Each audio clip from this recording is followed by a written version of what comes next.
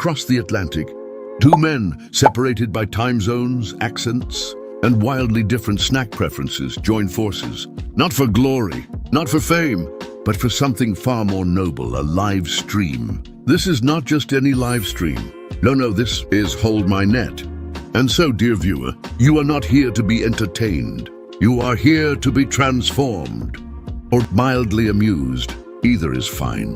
From the United States, Tai, a man fueled by questions, koi food, and the occasional button he probably shouldn't press. And across the great pond, literal pond, Aaron. From Humber Koi, steady, informed British. Together they are not hosts. No, they are guides. They'll bring you experts. They'll bring you insight.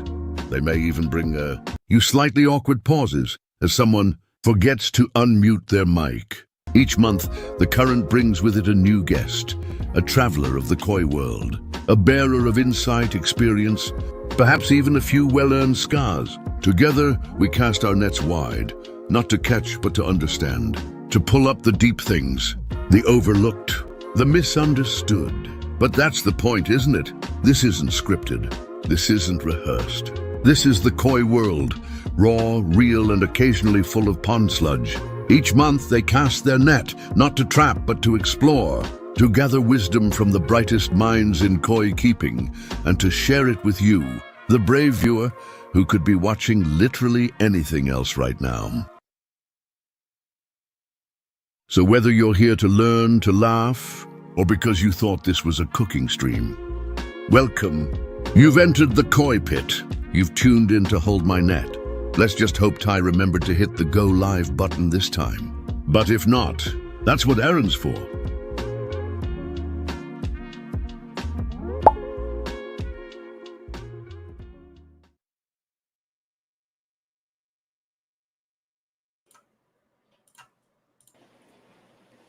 Welcome to Hold My Net, the koi show where we learn about koi together today to help koi hobbyists of tomorrow. I came up with that just now. That might be the new tagline. No, Aaron and I have started this show to help us all learn more about the koi hobby together and bring on guests who know a heck of a lot more than either of us do. So today we've got Devin and Mickey with us from Demi Koi to teach us about, well, a couple of different things. But Devin, Mickey, if you want to introduce yourselves and tell us a little bit more about your koi shop and your backgrounds, that'd be awesome. That's going to be the hardest question you ask us tonight, to introduce ourselves. I can introduce you. This is Mickey Andrea Hernandez Swanson, Social Security number 4. Do you know your Social Security number? Of course not. So this is Devin. I'm Mickey. We're from Demi Koi in the USA. And yeah, we opened our koi shop in California in 2018. 2018. Yeah.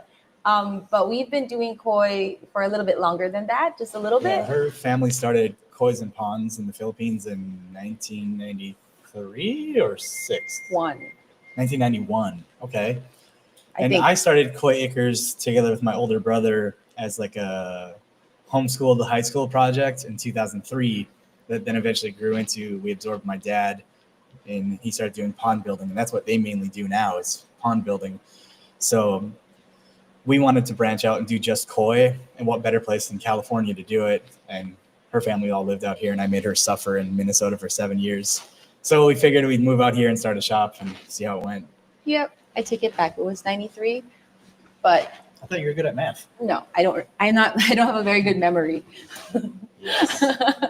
But yeah, we've been doing for a little bit, and we met because we do koi together. Yeah, we met at a koi show. Mm-hmm. Totally wasn't an arranged marriage.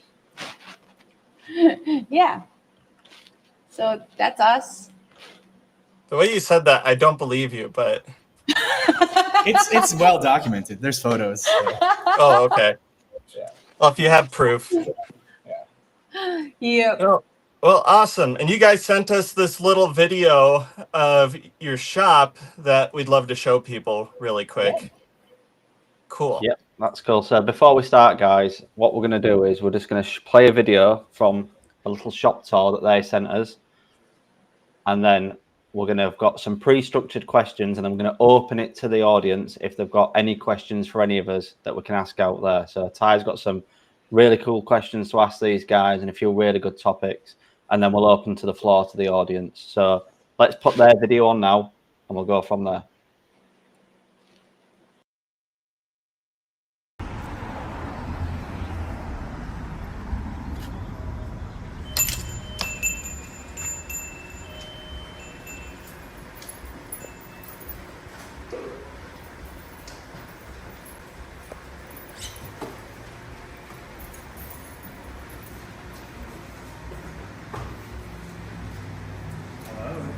What are we doing?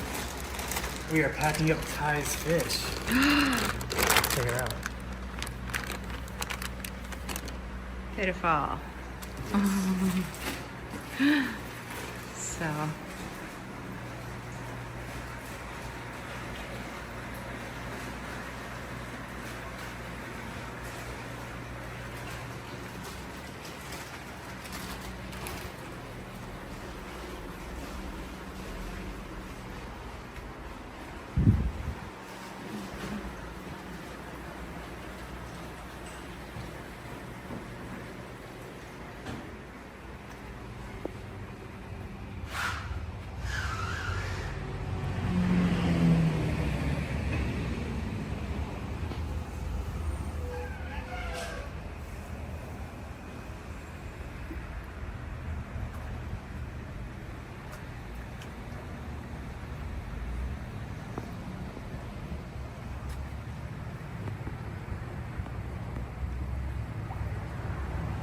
Jumbo Tosai, Shiratsuri, and Showa from Omosako.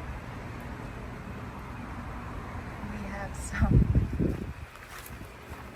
Kohaku and Kikusui, some other Hikari Moyo. The Kohakus are from Marudo and the Hikari Moyo are from Kanno. Over here we got some Asagi and Yamabuki from Marudo and Shisui from Kawakami. And over here we have a mix of different koi from Marudo, Izumiya, and some from Kanno as well.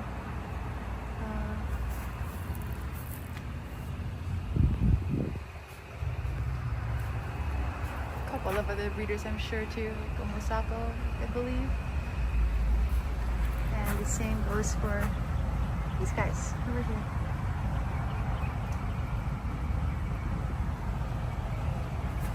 So our humble shop.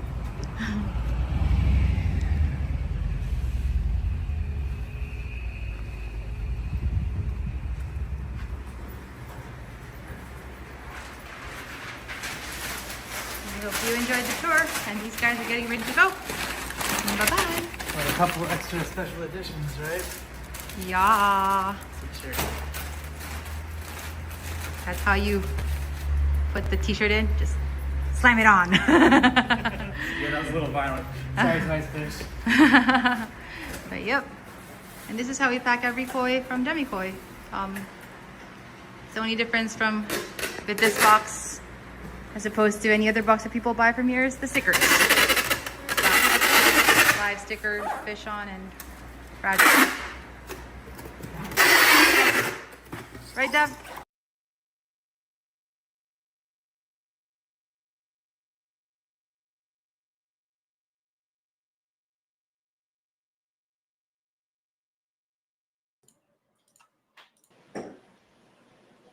And we're back in the room. All right.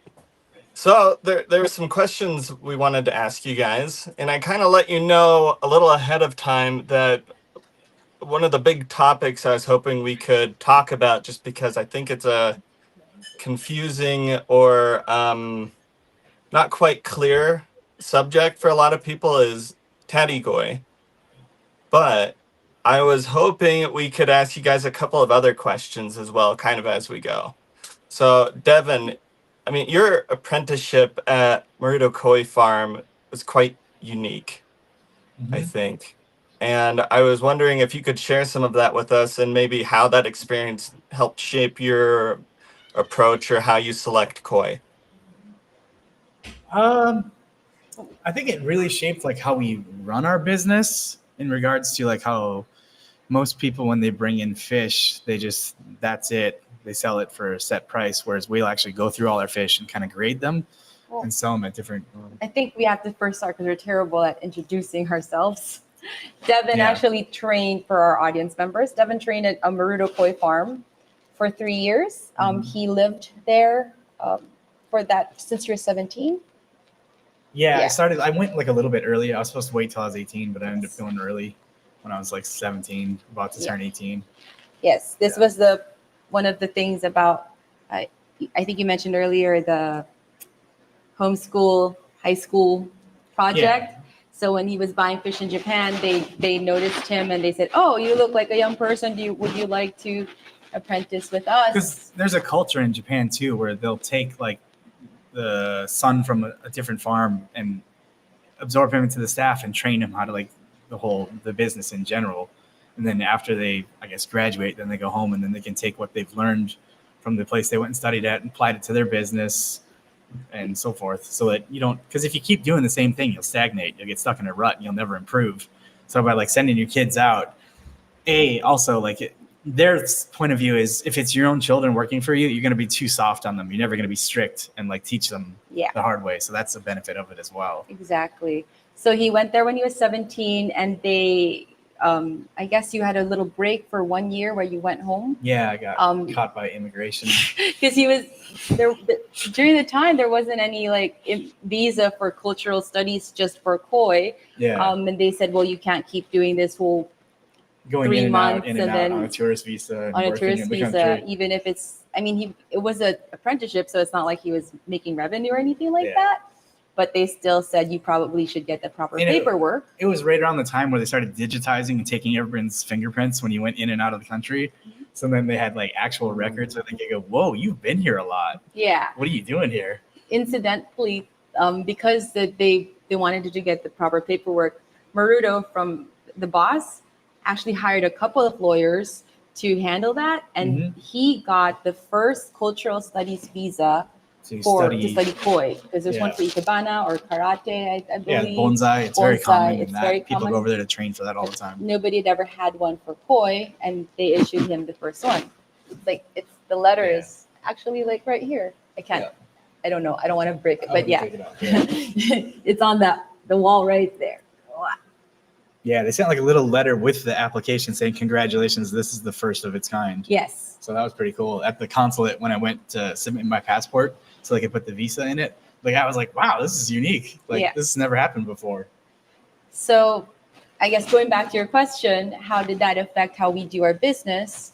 You were saying earlier, like how we kind of grade and sort our fish, and I guess we kind of run it like we're running a farm in Japan. Other than we're not breeding the fish, but we're still treating the fish the same way. Yes. So like we have our own Tategoi, and basically what that means for us is these are fish that we think have potential, don't look maybe so great right now, but they can develop in the future, or it's just stuff that we want to see how it's going to turn out.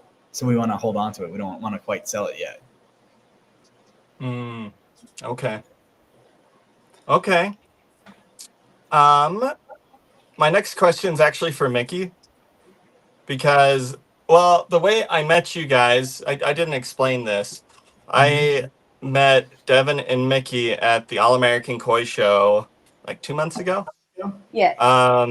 And I glad I can say that we became friends. And anyways, Mickey, the day of the show, you had your head buried in the organization and everything that was going on to make the show happen. I feel like you were the engine behind the scenes that was making the machine work. Thank you. I think you're giving me a lot of credit, but thank you. Well, I just know that you have a pretty significant role in helping organize different koi events, and not just in the U.S., but in other countries as well. I was wondering, like, what have you learned about building community through these sorts of gatherings of people? And do you have any like memorable moments to share from these different places you've been over the years? I'm not sure if I have specific memorable moments, but I do notice it's so easy to come together at these shows. Like there are a lot of people like, well, I met you because I watched your YouTube channel. Yeah, I don't know if I did I recognize? I don't remember if I I recognized don't you think right we away. recognized you, but like when we saw the figurines, we're like, oh, it's that guy. Did you? I don't know. I Maybe. remember watching your channel and then I've seen some videos. I remember now. You approached me and you said like you watched our videos and you told me about your channel and I'm like, wait, I know your videos. I've seen your videos. That's kind of cool. The deck thing that you're building, and I was like, it's really great to connect. But that's actually something that I see no matter where we go in the world. People who just suddenly like they meet there, they start talking, and I don't know, maybe it's something because we're all crazy fish people. Nobody can quite speak your language, and when you meet somebody like elsewhere, you're like, Yeah. I know you. I know what you're saying. I know you're. Ooh. Uh-oh. Can you hear me? Yep. Yeah, I can hear you. Yeah. So yeah, I think it's something about Koi that just makes people connect really easily. I'd like something about Koi attracts weird people too. So we're all just a bunch of weirdos doing this, aren't we? Yeah. I think there's a lot of truth to that. We don't want to admit it. Unique. Koi people are unique. Yes. Yes. I've got something to throw in the mix. So before Ty asks his next question, I was gobsmacked. Now, obviously, you're going to pick up a bit of Japanese, aren't you, when you've done 3 years apprenticeship there? But when I watched your guys' video, my mind was blown how good it was. And I know people that can speak other languages, but my word, I was just jaw dropped. Ty sent me a link and said, have a watch to this. And I said, oh, well, I'll have to play it through my van speakers and just listen to it because I'm driving. He said, you won't be able to listen to it. And I just thought I was going to do it as a podcast. So I pulled over, pressed start, and it was just coming through the speakers. And at the next service stop, I had to pull in.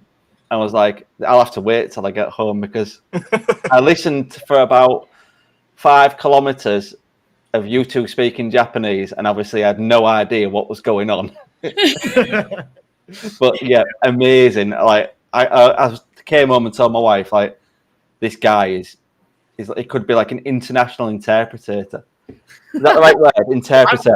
I've done. I actually was an interpreter for a G8 summit in Niigata one time. Mm-hmm. Wow. Super a fish. That was the first time I wore a suit. He was that 18 years old? I think I was like 18. He was 18. He was 18 an or 19. interpreter. Oh, wow. Yeah, they don't have a lot of interpreters in Niigata. They had like a exposition area for like all the cultural like arts and stuff like that of the area. And since it was in Niigata, so they had like a bonsai exhibit.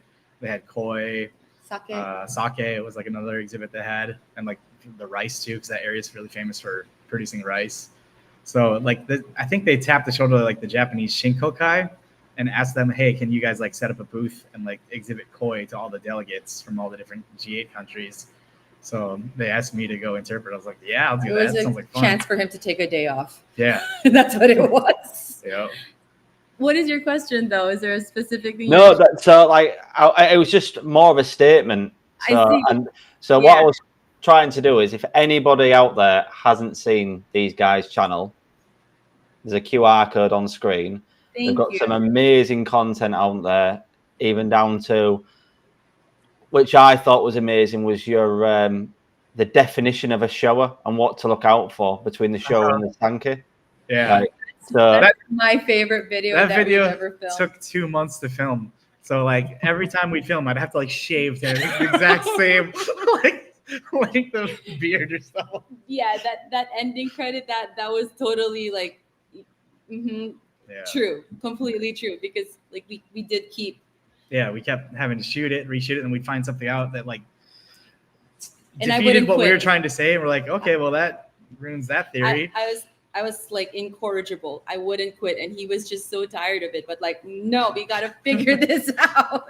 Yeah. But yeah, going back to him speaking Japanese, that's actually one of the things I really liked about him, because there are other foreigners who do go to Japan for prolonged periods of time, specifically in Niigata too. Yeah, But specifically koi related. yes, even Koi related, and he speaks it really well. He went native. So, and I could appreciate that, because you really like allowed a different like culture in instead of just. Well, when you're 17, it's a really good motivating factor to learn another language. Yeah. You wanted Yeah, to there you go. Well, and I can imagine that, like, being able to speak Japanese well has like really helped with the relationships and the partnerships that you've built with different breeders and stuff over there. So you actually like really get to know them. Yeah. It definitely helps him in terms of when they see him and they know that he speaks Japanese, they feel really good about it, because it's like, oh, you don't want to just learn about koi, you're actually coming to our level and like meeting us where we need to be met. There, and the Japanese that Devin knows as well is very specific to Niigata, where there are like there's like slang, I guess, of that area, or like a dialect. So even if you studied Japanese in Tokyo, Japanese is a little bit different. You'll be able to converse, because everybody knows how to speak like standard Japanese. It's just little pockets. Certain areas have different words that are unique to that area. And that's another like level of the language that then when you really get into it, it's really fun to learn like the different nuances of different areas. Yes. Yeah, it's so funny you say that. So Aaron and I have been friends for a little while now, and I am continually finding out that we speak a different language. Yeah, British English is very wrong, I like to say.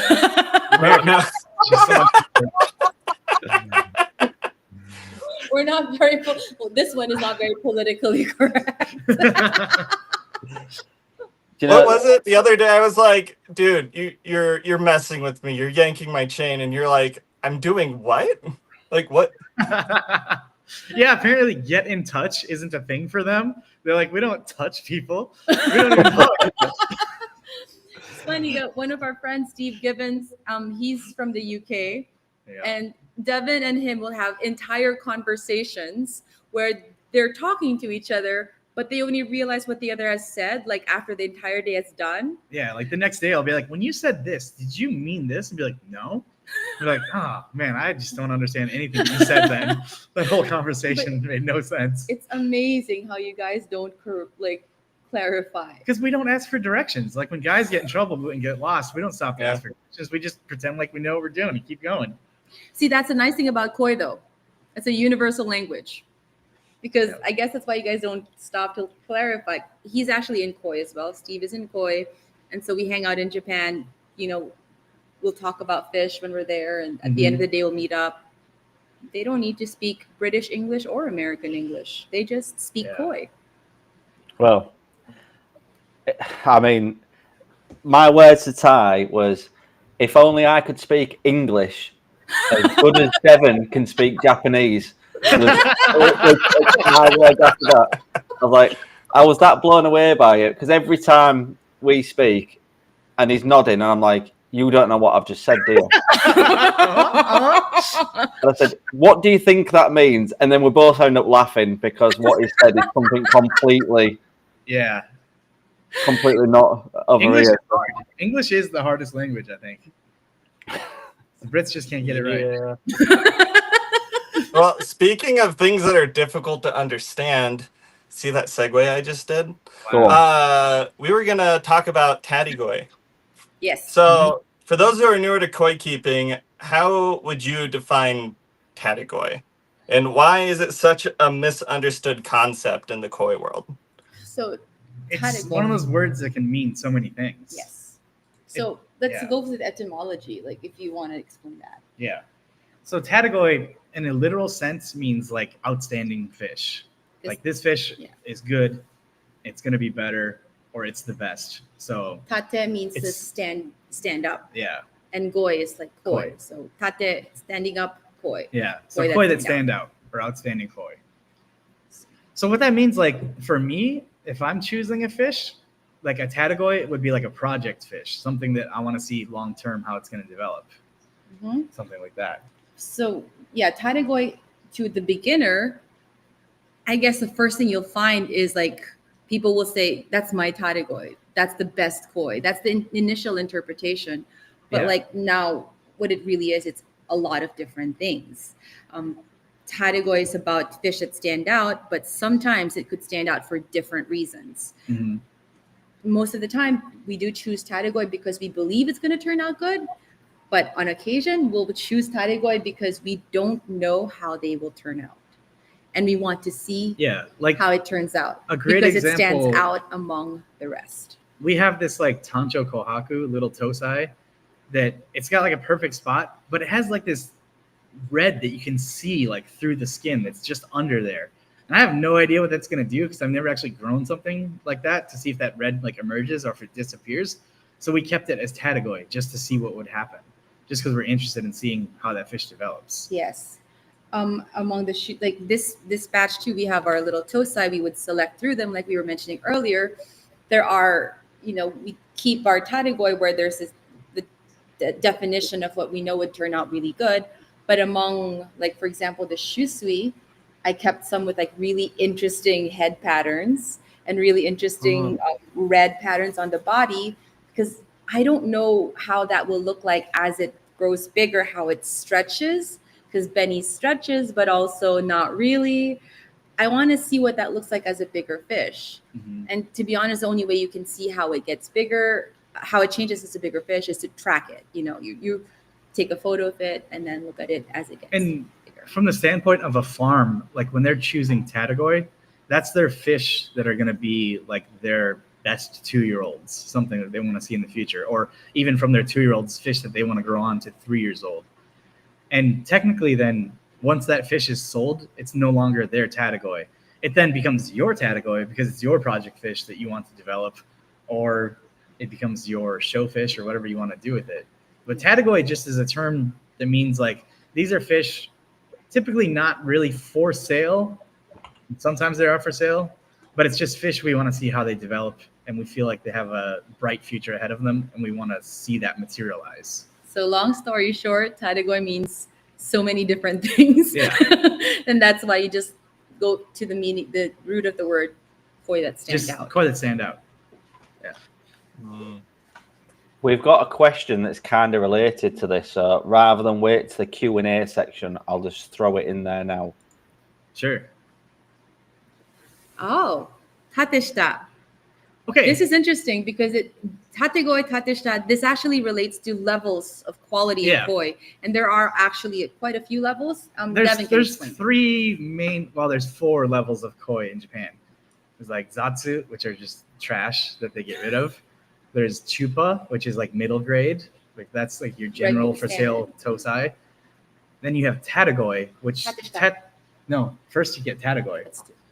Tategoi and chupa, usually when they're harvesting the ponds in September of the tosai, they're going to pull out all the chupa, bring them in September, but they're going to leave the tategoi out in the mud ponds for an extra 2 weeks, and they get crazy growth in those 2 weeks.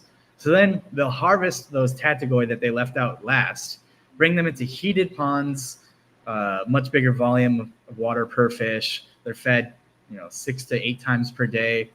And throughout the winter, some of those fish aren't going to make the grade.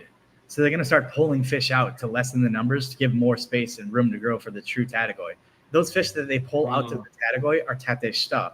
And in Japanese, shita means under. So tate, like tategoi, is like the outstanding koi. Tateshita means the fish just below tategoi, because they were like removed from tategoi.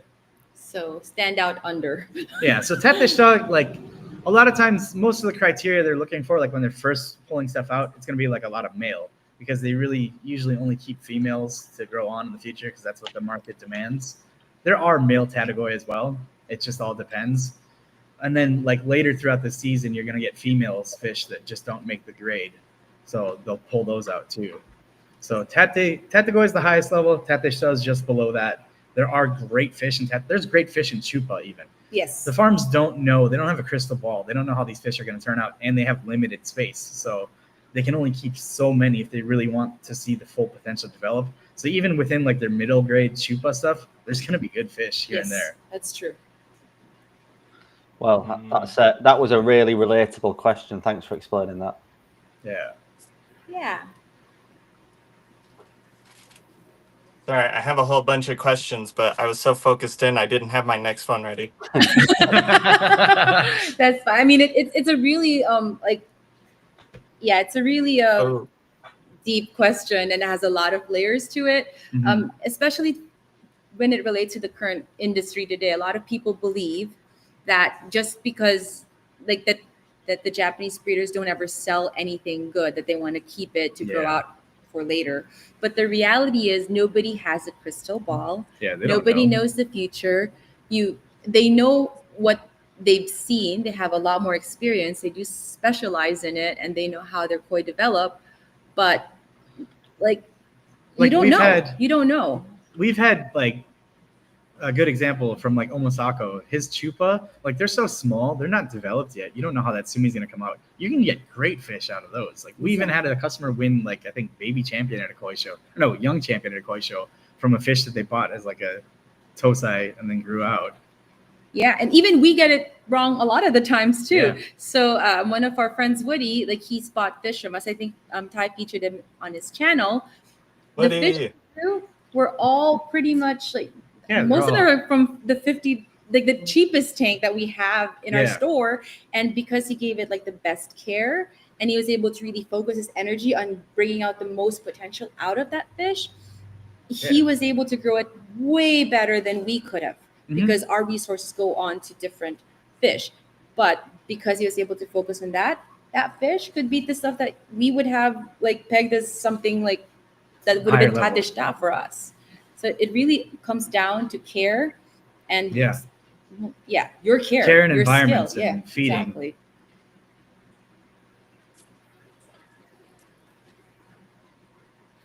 Uh-oh. So, no, I didn't freeze. I'm still here. Okay. I mean, you talked about that Tancho Kohaku with the red on it, but I was curious, have you ever taken a chance on a koi that others have overlooked? All the time. Yeah. How did your just wondering if you have any like memorable examples or I don't know. I guess just over time, like what do you think is like helped you better see that potential in a fish? Having experienced like growing fish gives you a huge advantage choosing fish like patterns, because so many times people see pattern at the stage of the fish it is right then and there, and they can't picture how it's going to look like when it grows into it or outgrows that pattern, because that happens quite a bit.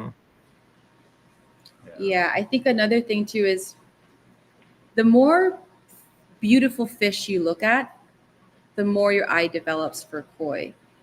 And when that's why it's a good thing to go out to a koi show, to see what's out there. To those who have the opportunity, we go to Japan to look at the best that they have to offer. And sometimes it's not in the koi show. Sometimes we go to their farms and see the fish there. There's a lot about like when you keep looking at beautiful fish, the natural instinct towards it, like you develop that natural instinct. Yeah, the more exposure you have to koi, I think the easier it is to learn. It's like the same thing. When I learned Japanese, I had a private tutor for a year before moving to Japan, but I learned nothing. But once I got there, the TV's all Japanese, the radio's all Japanese, the people all around you are speaking all Japanese. Yes, that's the only way to really learn stuff is really like soak it in. You have to actually do it. And another thing that I noticed too is when you're looking at fish and you're putting yourself out there, exposing yourself to fish, I think it's really important to not overthink it. There's so many times that people choose a good koi and they talk themselves out of it because they start breaking down each point of it. Like, it doesn't have, like motoguro if it's a show or something like that. Got red on its fin. That's no good. But yeah, they talk themselves out of good fish. because they go by like these are the standards that I've been told to look for, instead So- of appreciating the whole thing for the piece of art that it is. It's not, koi is not a sum of its parts. It's a whole overall experience. Mm-hmm. I think we get in trouble when we break it down too much. Yeah.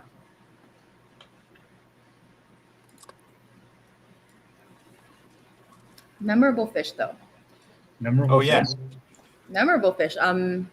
There's one. Well, the thing is, anytime because we sell fish, we're not really able to keep fish, because if somebody wants it, we have to put food on the table. Yeah. So we try not to get too attached to any one fish.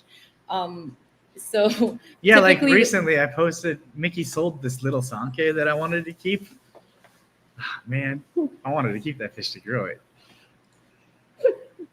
but we can't. I think I saw that thread. Yeah. However, But at least it went to a good home, so It I know did, it'll it be did, taken yes. good care of. so what we tend to keep are fish that, like we had a goshki that was a really nice goshki, but its tail was like three. Oh yeah, yeah. Yeah, It's like Call it- 3-pronged instead of like 2-pronged. yeah. So Like, it was like I don't know, that this. doesn't The really tail was work. like that, and it's Yeah. not. It's deformed, but it's not a big deal because it's such a small thing. But it was a really pretty goshki. Yeah. So but the chances of people actually wanting that because of that deformity is like a little bit lower. Mm-hmm. So we kept it, and that's our fish. Another fish that's really memorable to us is before we put up Demi Koi, Devin had koi acres in Minnesota, Mm-hmm. and they would grow out fish in their mud ponds. I think the first batch of fish are jumbo tosai from Sakai, Yeah, they were in there. and that was a really good batch. A lot of those fish turned into grand champions. Yeah, went on to win like GCs or reserve grand champions. Oh, Stuff like wow. Exactly. One of the fish from that batch, because we would number the fish, so people will say, "Oh, I want number blah blah blah blah." One of the fish from that batch, we could never sell because it didn't have any sumi. It was Yeah, and the pattern was was a too sanke. big. It's like an overbearing pattern for when it was a small fish, but it was a pattern for a big fish. exactly, and that fish was number 23. So it's like Michael Jordan. So we named it MJ, Yeah. and to this day, we haven't been able to sell it. Well, we stopped trying to sell it too. We It's did. just kinda like- Like, she's the first fish that I grew from tosai to 80 centimeters, which was my goal in Minnesota because it's such a cold climate there. Wow. We hit that. She hit that size at like 8 years old, and now we still have her. Like my mom takes care of her right now. She feeds her every day, and she's got to be like she's 90 or over 90 cm. the last time we measured her, she was 93. Was she? We measured her. Yeah, we did. Oh, I think 93 or 91, one or the other. I mean, I'm trusting your memory here. she's over 90. We did measure her, and she's 14 years old And she looks great. because Minnesota Wow. has a cold Cold water climate, so and- she grew slow Yeah. and didn't like overstretch her red or anything like that. So we're really Mm. excited about her because she's technically a leftover fish. Yeah, nobody wanted her. She's been available all these years, but no one wanted her. So now my goal with her is we got some big ponds out here in California that we're gonna finish, and bring her out here, finish her, get her prepped for the show, and bring her to the All American Koi Show next year. And hopefully Hopefully win something big. Yeah. Oh, Right. there we go. That's one of the fish. Yep. Mm-hmm. Those are fish that we grew in our mud ponds, and you posted this And because you this could was see this. the advantage too of like knowing how koi develop and having grown them. I bought this fish as a 2-year-old at Maruto because it had like virtually no sumi on it. But I knew No, it looks like a kohaku. Yeah. Like on the screen right now. I thought it Yeah, was I knew- really relevant, this, because as you was just speaking then, prior to the live, I was talking about this koi to Ty. Oh yeah. And I was like, the koi that they selected, I would have never picked in a million years. But my God, now it's absolutely amazing. And I said, so from somebody that's served their apprenticeship over there, like the eye that they must look with is completely different, because at 55 cm, I would have gone. More so than my apprenticeship, though, knowing my water conditions where this fish would be going to grow played a bigger role in it, because I knew my water in Minnesota could bring sumi out. And I could see there's a little bit of sumi here and there. And like with that good of like a kohaku pattern on a sanke, and because it has like no sumi, I was able to get it for a great price. And I knew it's worth the risk. Just try and see what happens. Yeah. I think with Devin is very gifted at talking about koi. And this is one of the reasons why I married him. The way he talks about koi, the way he shares it, his insight into it, I guess his perspective on it is so unique and so natural. Like he can show you a koi, not break it down, but like show you different aspects of it, and then it just clicks for you.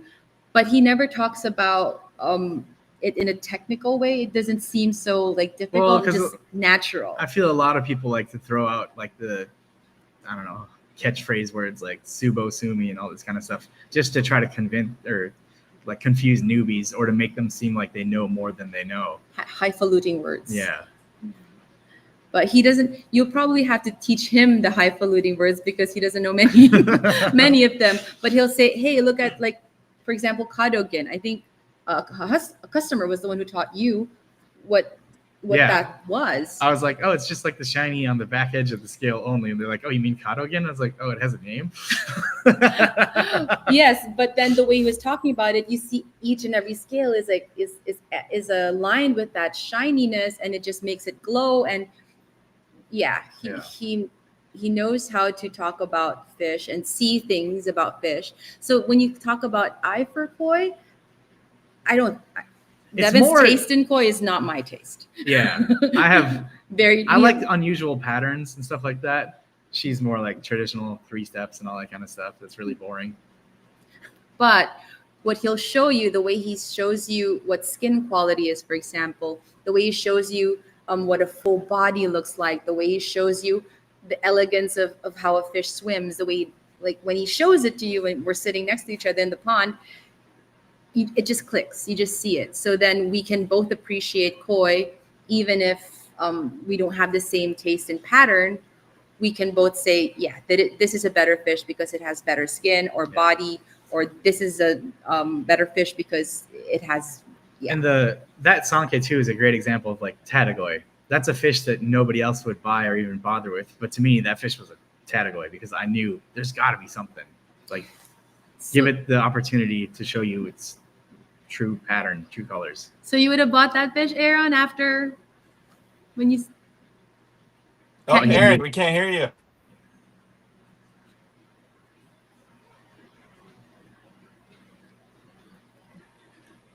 We must be just mesmerizing them.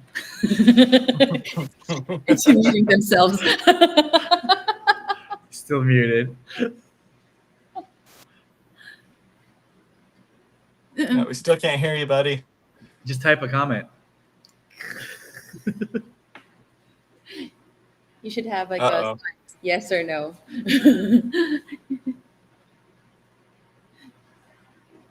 One word. One word. Okay. How many syllables?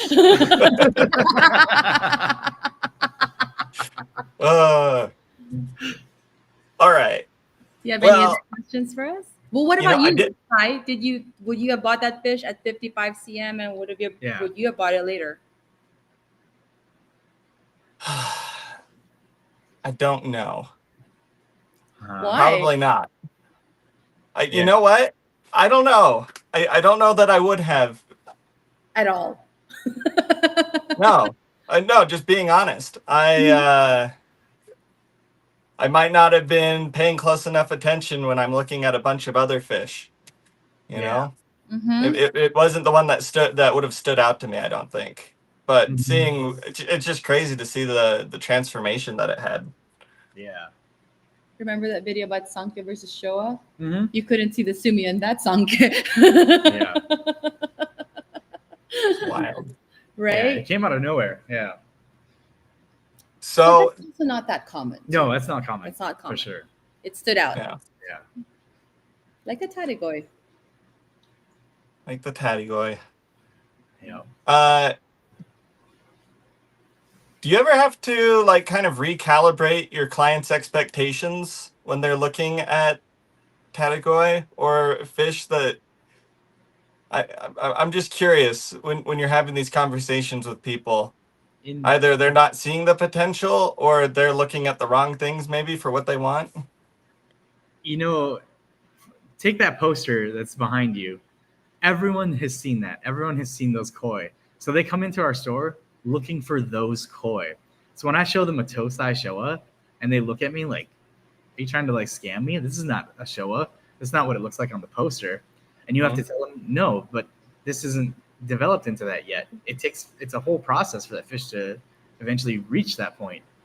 So that's one of the hardest things to like educate customers on is the koi go through drastic changes to get to the form that you know it as.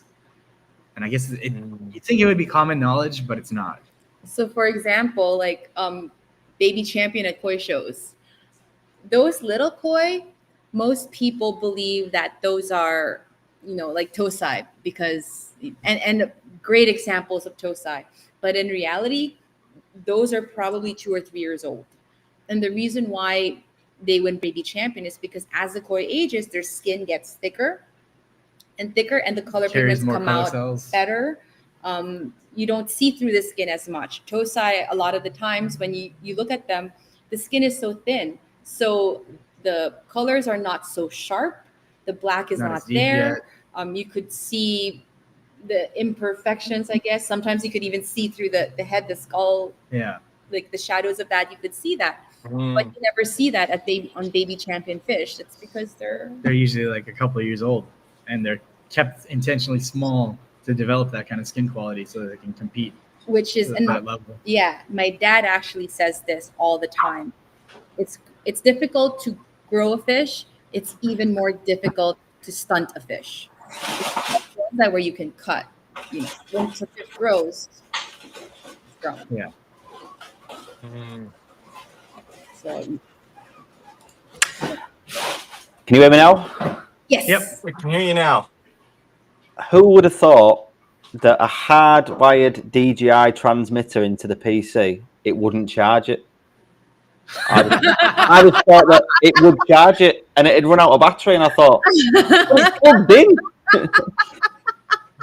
Technology, they never work when you want them to. So I've had to plug a wire into it, even though it's plugged into the PC. So we figured it out. But yes, I would definitely not have bought that koi, even though where we live is amazing sumi water. Like, Yeah. all of my koi, if you look on videos, the black is just incredible for going sumi.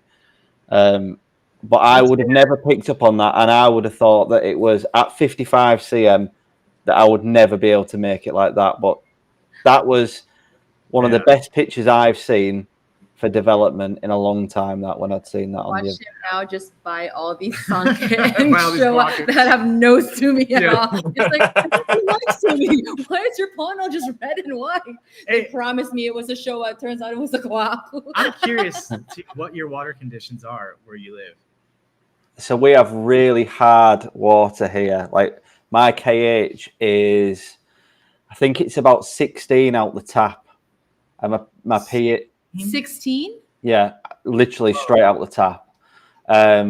My pH is normally about 8.2 out of the tap. That's not crazy. Yeah, that's good. And anything I put in the pond just seems to be like, because of how hard our water is, anything I seem to put in the pond is just black. I've taken. How long does it take for the black to come up?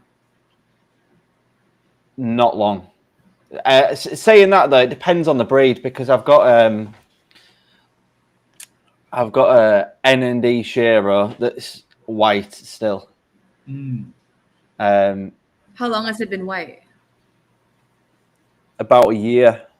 Ooh. But from what I've read and looking into the bloodlines of the DK Shero bloodline, there's a chap in the comments who's been on earlier, Marcus. Now he's heated and I are, and his koi looks the same as what mine is a lot further down south where the water's softer. So maybe it's a late development thing.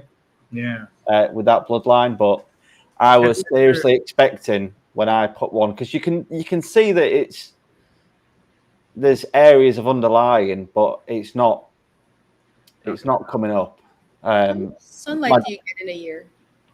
Yeah, my dad's got an Omasako Shiro, and he's brought that from a softer water area back, and it's really starting to come into its own now, because I think the shop got rid of that koi cheap because the sumi wasn't coming up. And he's brought it back to my dad. Only lives 2 minutes away from me, so it's very, very similar water, and he's brought that back here, and it's flying up now. It's doing really well. So, have you ever tried kumonryu or anything like that in your pond? What's this? You ever tried like a kumonryu in your pond at all? Like something where it's an unstable changing black? Right. Oh, have I still got the picture of it? I've got. So the first koi I bought was a Beni Kikakuru, right? And we've just knocked the filter house down because it was hung up inside it, so I don't actually know where it is, but I will find the picture for you. Yeah. And we bought it as a very small tozai, red across most of its body. That fish turned into a black fish fully. Wow. And I said, and it was a standing joke that each year it was becoming more and more and more that it was going by. And did it ever like the black go down and then come back? No, it just kept getting more and more and more to the point that it was sad because we did lose that fish. It got stuck.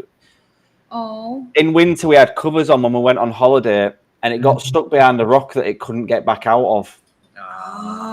So behind the skimmer box, it was small enough to get in it, but not get back out of it. So I was a bit gutted about that, because that was the ever-changing koi in the pond, and it was one that I was looking at going, and I keep used to show people saying, this is what it used to look like, and you would have never, ever said that it was the same koi. How long did you have it for? About, how would you say, 2 years, Nick, or was it 3 years? So 2 years.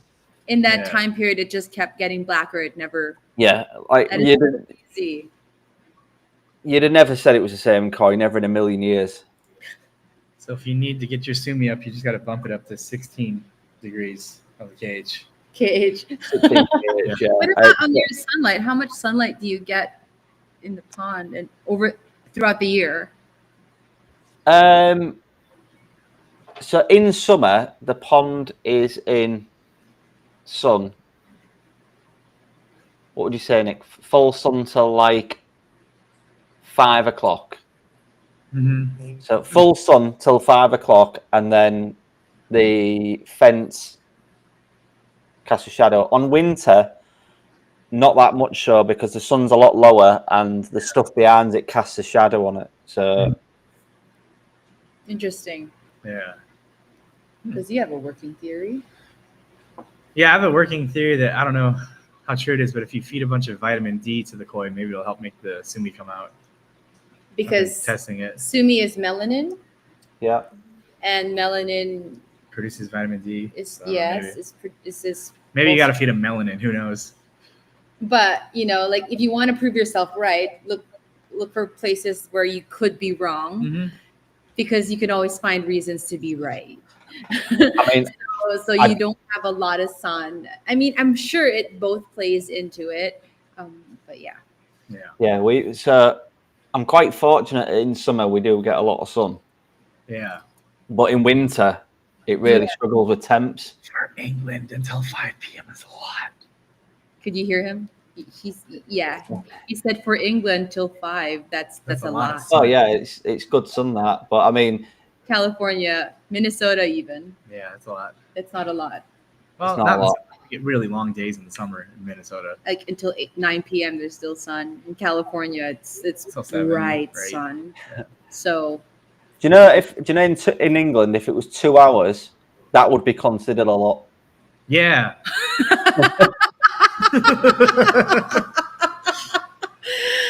How do you smile? It looks so fake. It's forced. So, yeah, that's why a lot of people in England have air source heat pumps. Or what? Sorry? A lot of people in England have air source heat pumps. Air source heat pumps. Do you know that? To heat the water in their ponds. Oh, okay. Yeah. Oh, okay. It must be an old thing. Like An air source heat pump, it's like an air conditioning unit, but heats on an inverter water. Oh, okay. Yeah, so obviously where you guys live, last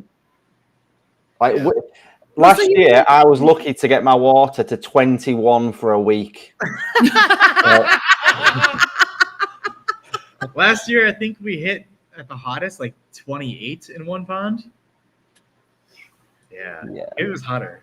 I don't know. No, I think we hit 34 in one pond. I'm not sure. That's crazy. In Celsius. So it's funny that you mentioned like about the heat and stuff. Like I grew up in the Philippines. My dad still has his koi shop there. It's called Kois and Ponds, and he pioneered bringing in like high quality Japanese fish to the country. I think he's still he's still the biggest shop, I think, in the Philippines. I don't know. I haven't lived there for a while, but the shop is still there and he's still pretty active. But one of the interesting things I bring it up is because we're actually a three weather country. We have hot, hotter, and hottest. Mm-hmm. Oh no, 4, and then rain. Oh yeah. Monsoon. So it's tropical, super hot. I had never seen koi pox in my life. Oh yeah, until moving to the US. Till where I the water moved. gets cold enough for it to actually happen. Exactly. Oh wow, look at that.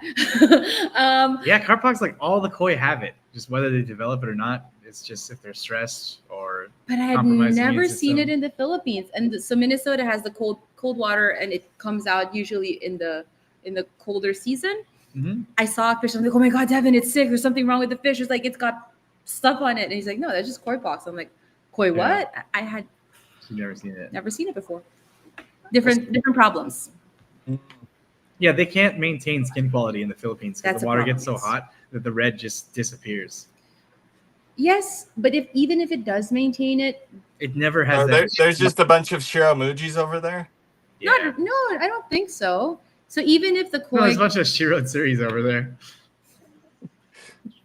no, we do have like they aren't able to hold it, but what it always loses is that the shininess, the luster that like take an ice cube to your skin and all the pores just like suck in. Yeah. You lose that a lot of that in the Philippines because you have such hot water.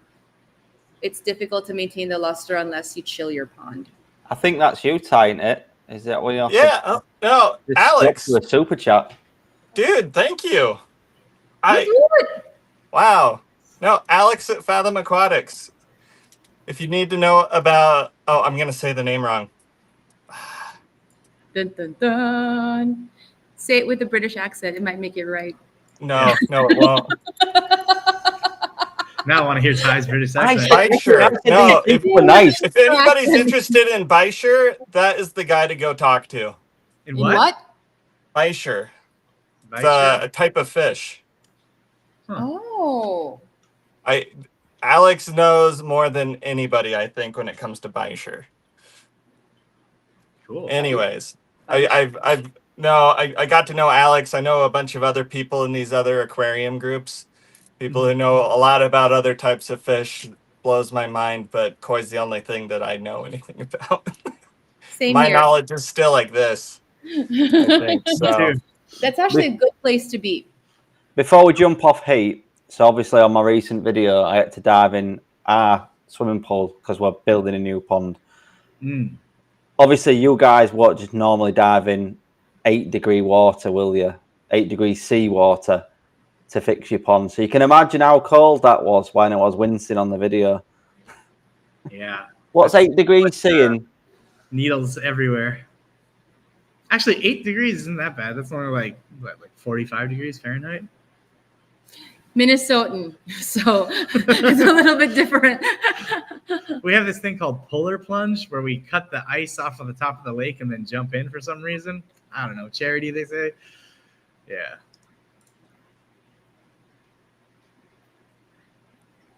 McFarty pants.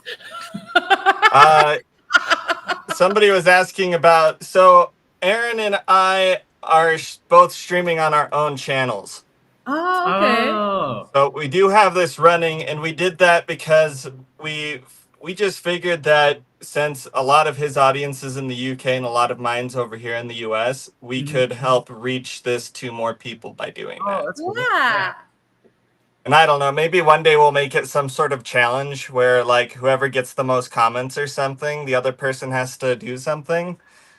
Well, I'm winning at the moment. Which means all of my people will go to his channel, so I have to do the thing. You gotta jump into an 8-degree pond. No. That's the price you win. 8 degrees Fahrenheit. Ooh. I'll give Nikki, my wife, she is sat with both channels on a laptop, moderating both. Everybody give it up for Nikki. Yay. Yeah. So, Ty, do you have another question, or are we throwing it out to the audience? You know, I'd love to hear from people what questions they have for Devin and Mickey. Excellent. I noticed swapped overs to ties. I think you lost a viewer there.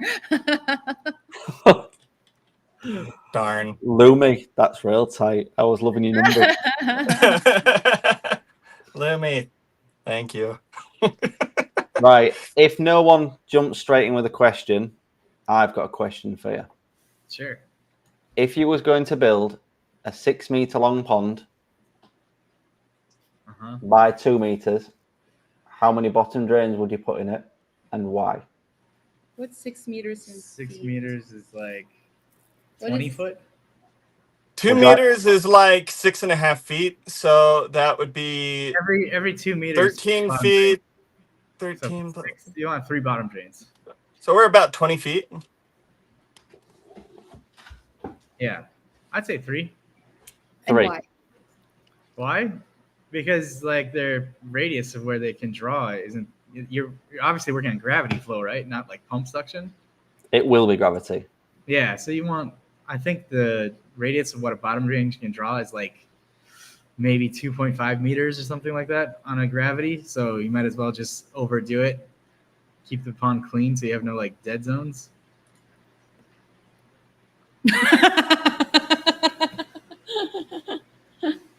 Thanks, Susan. Yeah. Here's some salt. Rub it in. I didn't. My finger slipped and actually meant to bring that comment up. So I was looking at that, and then I was looking at also tapering the entire bottom of the pond. Stop being So cheap. Just buy 3 bottom drains. I don't have a filter capable of running 3 bottom drains. I don't have a filter capable of running 2, but I'm contemplating putting 2 in. Can't you mod it? Mod your filter? Well, the pond build is happening now, but I'm trying to future-proof it. Ah. Right, You could so- always add an extra one in there and just cap it. You know, if you're doing great, put the infrastructure in and then use it when you can. That's the plan, to put it in, and then when I'm doing a filter clean, purge it so nothing gets stuck like in it. Japanese style, yeah. And just every time I clean the filter at the moment until we get what we're after, is just to purge it. Mm-hmm. But yeah, I was looking at 1 to 2 with a full tapered, every corner tapered to the middle with like a, I don't know, like a 2 meter flat in the middle with 1 meter spaced. Mm-hmm. I mean, if there's another theory as well. Let me show you the other theory. This guy here has been wanting me to do it in a different way. Like this way, Like that. He wants me to slope it completely one way and put a bottom drain at one end. Now, I mean, this is the second idea of what's going through, and I'm at the point of digging at the moment. So it's now or never. Well, I'm at the point of digging now, and I could have been digging today, but I haven't made my mind up, and I've already got a deep end, so it's either. Well, I think it's one of those things like koi. You don't know until you do it. Yeah. And like there's no such thing as a finished pond. I feel there's always something you can do. It's just like a house. There's no such thing as a finished house. You're always doing something to it. Mm-hmm. It just matters what works for you, I guess. 3 bottom drains restricts filter availability, and flow rate would have to be crazy high to keep them all flowing free.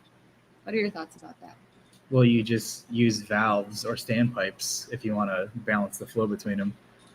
If you have like a collection box first. I mean, there's a million different ways to do ponds, and there's so many like opinions on it. At the end of the day, it's how much maintenance and what kind of work do you want to put into it. And it comes down to. And what are your limitations? Like if your filter can only handle 2 bottom drains and you don't ever foresee yourself upgrading that filter, then just do 2. Yes. Yeah. Another like just to throw one more thing into the mix. It's interesting because you think of a koi pond, the first thing you say it's bottom drains, right? Just recently we met Hector, who owns the All American Koi Show. Yeah. And he's a pond builder. He builds koi ponds. His koi ponds are completely different than anything. He does a sand bottom and then reverse flows. So the water returns through the sand, like upflow. So there back to the pond, and then like there are no bottom drains. There's mid-water intakes and skimmers where they suck the water from. Exactly. And his thought of that is like koi play naturally. They like to rut around in the bottom eating their food. So why not give them a layer or something to play in? And you feed sinking food, and that helps keep everything stirred up and keeps everything clean. Exactly. And in theory, it makes sense. Yeah. We haven't tested it in reality, but we're working with him to try to see how it actually does. Because if you think about it, like you have a skimmer that skims at the top, you have a bottom drain that's in the bottom, you're getting all the waste all over. You have a mid-water intake even maybe. But what if you're just flowing it one direction, like everything up as opposed to like getting it from all over? And I don't know how it works. I don't know if it'll work. I don't know what the caveats of this type of system is until we try it. But there's only one way to find out. And it makes sense because like when we did our mud ponds, you would see like holes where the koi just stick their face in and dig and eat so they can get like there's a lot of like bloodworms like in the clay and stuff like that. So they're bored and they're always constantly like we have koi in an aquarium and we sit and watch them. They're so bored they sit and dig in the bottom all the time. And it's good for their like the theory is too, it's good for their body development because they're actually working. Like if there aren't any anything for them to do, like nothing in the bottom, what are they going to sit around and do nothing? I mean, at a certain point, they'll if you have like a jet returns, they'll probably swim against that. But once they get bigger, they usually stop doing that. It's kind of like us. When we get older, we just sit there and watch TV all day. Or YouTube videos all day. Yeah. So my old pond was pump fed, and it was exceedingly inefficient. Exceedingly, like my pump house was, I think it was about a 15 meter, 40 mil pipe away from the pond on a retro bottom drain. So just like a pump that pumps up. Now, from putting a swimming pool in and putting the filter just directly next to it now, the amount of flow that's gone in for a fraction of the price of electric is unreal. Like, I put a 10,000 litre pump on it rather than a 20, and the torrent going round this round swimming pool, they're absolutely loving it. They're swimming towards it as fast as they can and just putting the pecs out and gliding back around it, which is amazing. So, like, efficiency on this new pond, I want to make sure that is correct. And and go from there. So like there's 2 comments above this that is my biggest fear of doing it. So Vince is here. A single floor is good, but personally, I don't think it was that one. I think it was.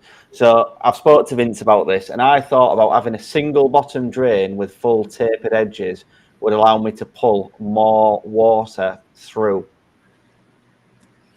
The one thing though that's a little bit scary about having a single bottom drain in your pond is that's a like failure point. You have no backup. Say something You have no clogs fail that safe. bottom drain. Yeah, you're kind of screwed. And then Dave, on the other hand, has put, it's not about balancing, it's about running sufficient flow through each one. But I think 2 must be the option. I don't think I'm going to go to 3. I think I'm going to go to 2. And I think my mind was already made up before I started and go from there. So we've got a question that is regarding American ponds. Probably not, obviously, Tide pond. You knew exactly where this was going, didn't you?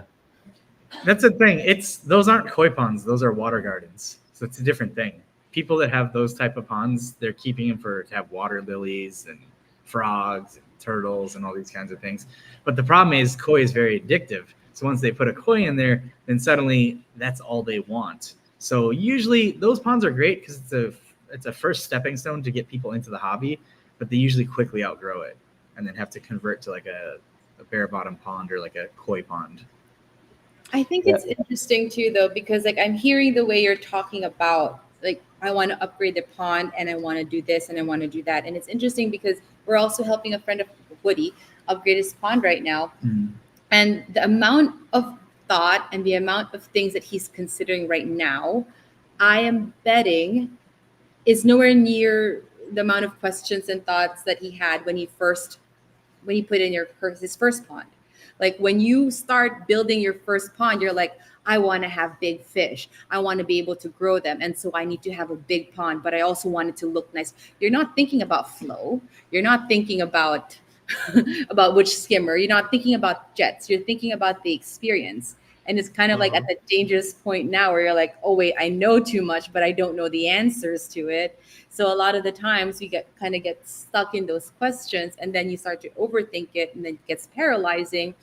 But if we could remember how we just first dived into it and then learn from that, pick a question, pick something that you want to try to discover how to fix, and then just, I guess, be willing to make the mistake because we're going to make mistakes. It's going to happen, and it's not going to be perfect. To speak to the American style of doing koi ponds with the rock bottoms, that is something that, it's probably, like he said, a water garden, and they just decided to do koi later. Yeah.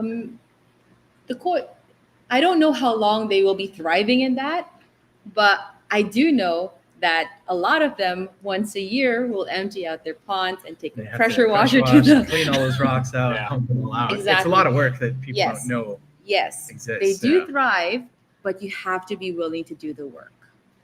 Everything is something that you can work around, but you have to be willing to do the work. If for some reason, let's say, for example, and I don't know what will happen, but if you decide to do just one bottom drain and, like you said, it gets clogged and you have no recourse, guess what? You're going to probably have to buy a vacuum, and you're probably going to have to start vacuuming the bottom of your pond as if you didn't have a bottom drain. I was thinking more along the lines, if it got clogged, then potentially your pond gets pumped dry or something like that. Or something like that. Happens. Or you burn up a pump because it has no water flowing to it. And these are all like things that are terrible. Yeah, it's worst case scenario, like redundancy things you have to think about when designing the filter. But I'm sure that in your existing pond, or at least the one that you had before you upgraded, you already have experienced some sort of disaster that you managed to solve. Yeah, we've had a few of them. They've all been documented on the channel of like frogs getting caught in pump fed. Ooh, yeah. That's honestly, the retro bottom drain inlet is about that big, and it went through that through about 6 bends, through a non-return valve, and was after that. And I cut sections of pipe out in meter lengths trying to find it because I couldn't get the filter to work until I found it that close to the pond. It was, what was it, December? Absolutely ice outside. Yeah. I was like, this is not something you want to be in the pond in. It was. I remember you sending me the photos and just like, wow, it just looked horrible. That's called character building. Yeah, that's exactly what it was. Character building. Yeah, there you go. And I'm sure if you look back now, you probably have a better solution. Oh, Woody's here. Yeah, he's late. Hey, it's Woody. I'm sure now, like in retrospect, you probably like, oh, I should have done this so that it would have been. I mean, I don't know, but Yeah. So like now that was an in-ground pond that was pump fed out. Now it's going to be a gravity pond, which is built out now. So I guarantee you'll have different problems. Yeah, like wherever your gravity flows into your filter, you probably want some sort of like height limiter thing. So like if the pump were to break a return line and start to drain the pond, it won't drain it completely.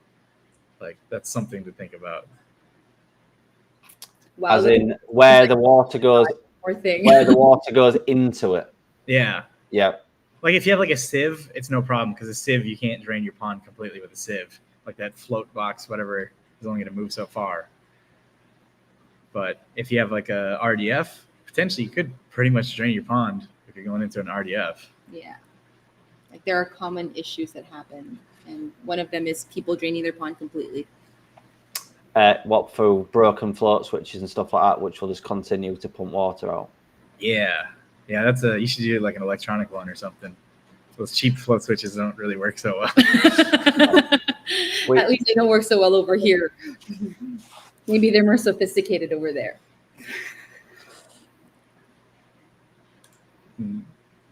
Thank you for popping in, Dave.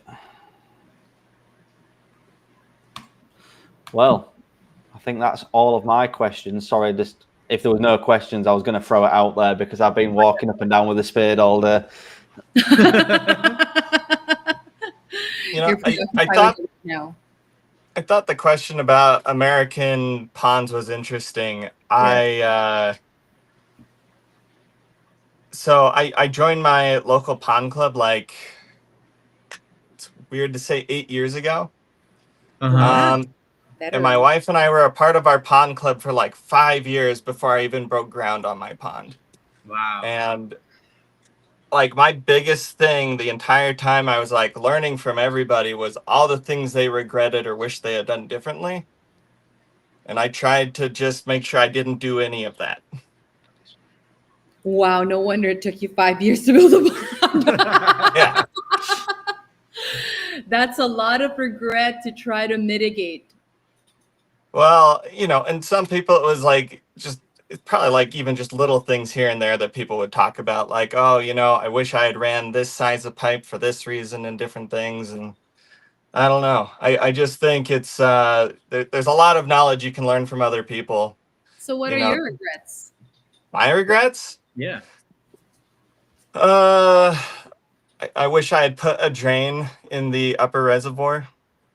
The way that the water flows inside of the pond, where the skimmer box is, I might have done differently. Just things like that. Making it bigger. I kind of wish I'd made it bigger. Oh, that's everybody. Yeah.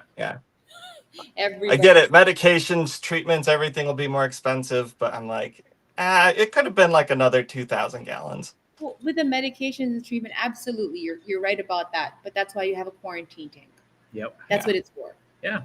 We always recommend. Mm-hmm. In fact, yeah, you've got a great little setup for your quarantine tank. Yes. Like you guys use like those water tanks. It's really smart. Yeah, you don't just have to function. Yep. And I think that's one of those things. Like we always tell people, instead of making a bigger pond, it's worth investing in multiple smaller, like holding things. Build different ponds for different purposes. Mm-hmm. I mean, if you have the space. Exactly. Yeah. Wouldn't it be nice to have an all-male pond? Mm-hmm. So you can separate the males and the females. One of the things too is separating by age. You like to talk about this a lot. Like yeah, because like most of the time when they grow the fish in Japan, they keep them like within the same age group, so they're of similar size. So there's no like issue with like smaller fish outcompeting bigger fish for food and whatnot like that. Mhm.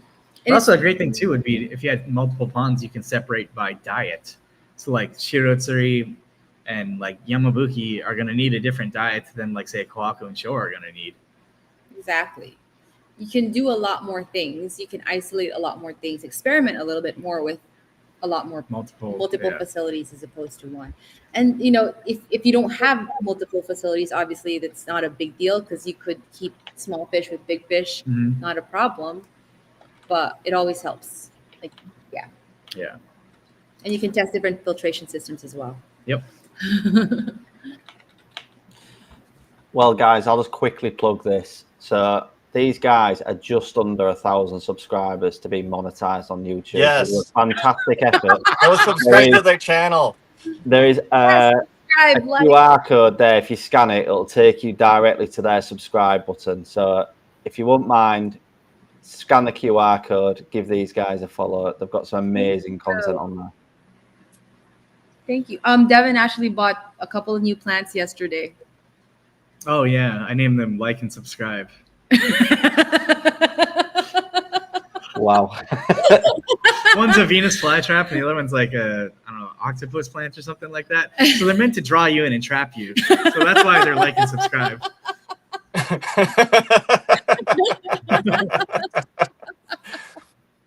That's great. Yep. And also not forgetting Ty from the Koi Pit.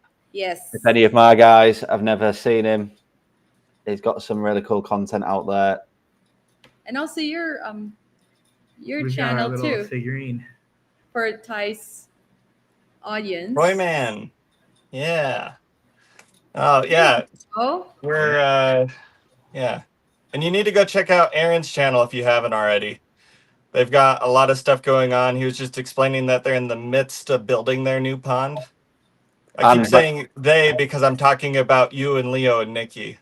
But That was me. Oh, that was Mickey. Yeah. oh Yes. boom. That's cool that it shows up. Yes. So what's wrong with the rest of you? Why haven't you guys subscribed yet? Come on. We can see you. Yep. Yeah, so we've just finished building my dad's pond. Well, not finished. Not finished. It's got water and fish in it. The filter house is still undergoing, but his old pond was leaking. So we've got it to a level where it's working with fish in it, but it still needs to be finished. As his bottom drain is connected to nothing, he's just put his old multi-bay right on the side of the pond and pump fed it for that until he gets his drum and the rest of his filter house built. Which when Ty jumped in here earlier, my dad was like, "Oh, I just need something plastic to get the drum 10 mil higher, and then we're on." I was like, "Oh wow, I didn't expect him to get that much done today, but it looks like this week we might have a drum turning at my dad's house, so that'll be something Sweet. Nice. something cool." So, how long have you been doing? Like, you do it with your dad ever since, Koi? So my granddad had a pond. Oh really? And it was 6 foot by 2 foot, and it grew 1 paver's width, like a cement paver, every year when I was a child until it was as big as it could physically go in the garden, right? And I ain't joking yet. And then obviously my dad had a pond at his last house, and then he dug a temporary pond at this one, which it's been temporary far too long, until he's now just built an absolute monster of a pond. And we've just moved all his big fish from that pond to the new pond. So yeah, it's good to give them some actual water to swim in, because it's gone from being a tiny pond with a lot of big fish in it to a massive pond now where you look in it and the fish look lost. Awesome. But that's good though. Yeah, it's good. It's good. Right? It's just Good, you never can stop. Yeah, he's just been and bought. He's like he hasn't bought fish for ages. He's had the same stock, and he's just bought a load of little tozai, and how funny they look swimming around with 60 cm fish is so funny. But they're competing for food. They are right in there with all the big stock. I find that they actually compete for food more when they have competition. Mm-hmm. When they have no reason to fight for it, they're like, meh, meh. Mhm. It's right there. I don't have to work that hard for it. So yeah. Right. I know you guys are 4 minutes till shop opening? Yep.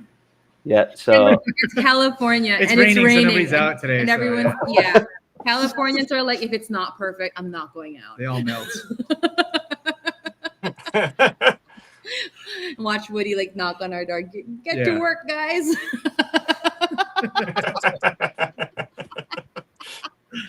Yep. I do have a question for you guys. What was the most surprising thing that we shared with you in this live stream?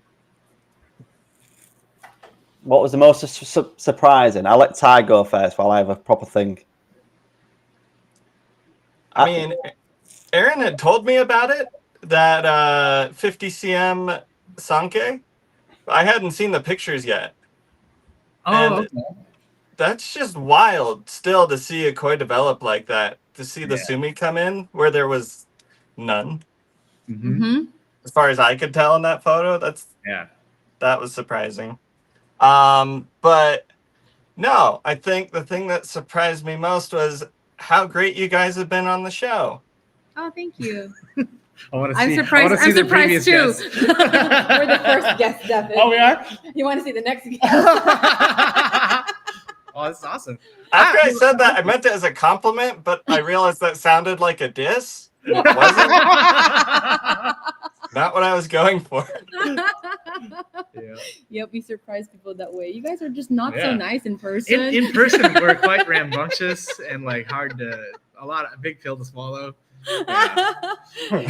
Was that American English or British English? We're really toned down when we're on film because there's proof. Right, evidence. Yes. Evidence locker. These are questions from the audience, but I'll give you what I'll take away from it. I think your definition of how you explained how fish are graded with Tategoi, even though I'm not even going to try and pronounce the two names before it. Chupa and Teteshta. Them ones. Tista. Yeah. C grade, B grade before you get to A grade, right? Yeah. Them ones. Like I've never heard it being explained like that, and I think for me it put it into a lot bigger picture because over here we're led to believe that the breeders keep hold of the Tategoi and don't sell them, and it's something that I've heard a lot of, and the way that you've explained it for someone that's actually spent 3 years working there, to me, has broadened my horizon on how it actually works. Mm-hmm. So that's what I've taken away from this. Question from Susan.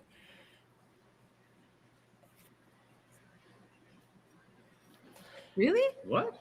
In Washington State? There's dealers in Washington. No, I think she's on about the general public. So, like, for me to sell a fish to Ty, if we was both in the same country.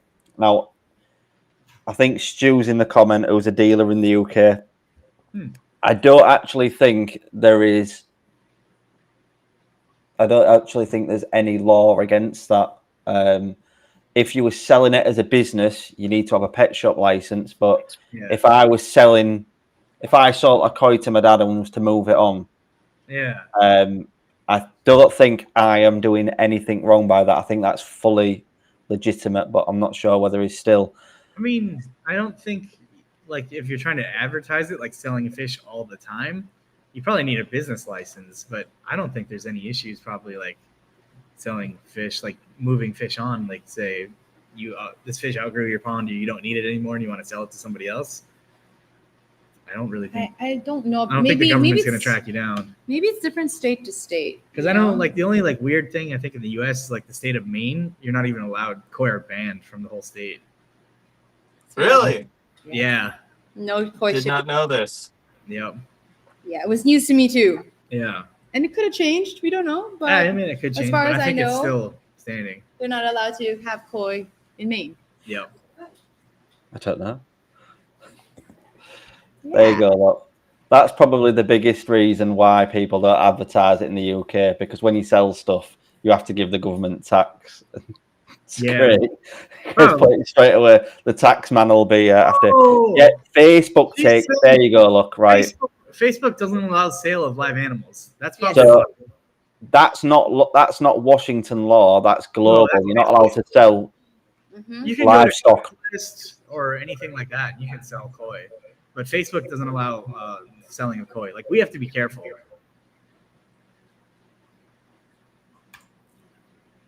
Exactly. But to go to like to go back to what Aaron was saying about koi and their grades and how everybody thinks about the way they think that no Tategoi ever leaves Japan. I think it's really interesting because that's not just a UK thing. Oh, yeah, that's around the world. People think, the best koi could never leave Japan, but I could literally go buy a fish, win grand champion, and say, look, ship it to America, and they can't say no. But they could be like, yo, we want to buy this back from you, and then you can have the first 10 best offspring off of it or something. And like, I'd be dumb not to do that. But they'll let it leave, but they will make sure there's a few hurdles for you on the way. Yeah. Because typically they want to, what better like PR is there than breeding a grand champion fish, and then you could buy like the offspring of that fish. But that being said, that's like at that level that it's already proven in itself. But from little fish, a lot of them feel like, oh, no good Tosai is ever going to come out of Japan. That's why we're never going to be able to grow a Tosai to grand champion. Yeah, but it's not true. It's just learn how to. Yeah. If you learn how to take care of fish and properly like feed them and grow them and house them, you can turn the ugliest fish into a beautiful looking fish, because once they get to 90 cm, 95 cm, the presence of the fish, of its size, and like just the like shock value of like, oh my God, look at that thing. You don't even notice the pattern half of the time. You have to turn around and go back and be like, oh wait, that pattern's not even that great on that fish. Mm-hmm. Exactly. Yeah. Uh-oh. Speaking of. Is that a customer straight away? Yes. He was like, guys, we know we need to wrap it up. And he's like, oh no, it's raining. No one's coming in today. I guess some people do venture out when the weather's not perfect. Koi people are crazy that way. Exactly. Well, Mickey and Devin, if you can hear me, thank you for joining us and for coming and talking to us about koi. Oh, we It's been enjoyed it amazing. so much. It's been amazing to have you guys on, and we can't thank you enough. Oh no, it's our pleasure, and good job on getting this whole thing together. It's really amazing. I know there's a lot of koi content out there, but like having a live stream like this, like I don't think there's enough koi content actually. So this live stream is great. There's never enough koi content, but yeah, Agreed. This live stream is great. We really enjoyed doing this. Yeah, please check us out on demikoi.com. Please subscribe and like and all that stuff, because I think I'm supposed to say that, right? Yeah, that's exactly what you meant to say. Like, share, subscribe. It's free. Yep. Perfect.